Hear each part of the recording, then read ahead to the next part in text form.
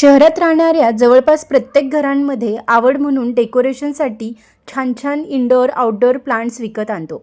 शिवाय ती झाडं लावण्यासाठी सुंदर सुंदर पॉट देखील आणतो.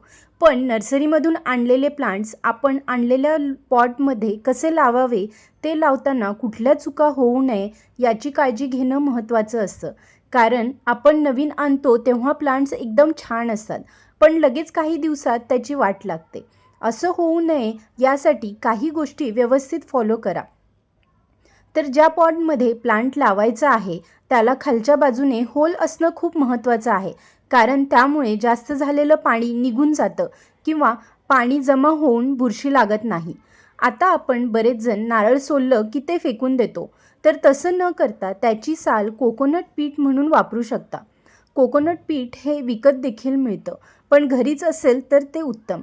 सर्वात आधी बुडात नारळाची साल किंवा कोकोपीटचा थर करायचा. त्यानंतर थोडी माती आणि परत कोकोपीट असा थर लावून घ्यायचा आणि मग नर्सरीमधून आणलेल्या पॉटमधला प्लांट माती आणि मुळासकट नवीन पॉटमध्ये लावायचा.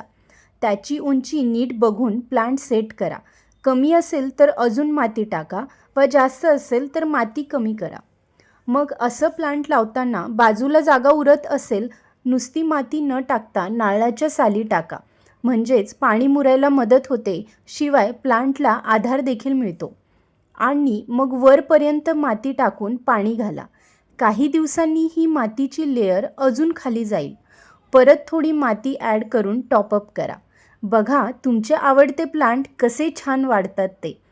सल्ला आवडला असल्यास चॅनलला नक्की लाईक करा, शेअर करा आणि सबस्क्राईब करा. धन्यवाद.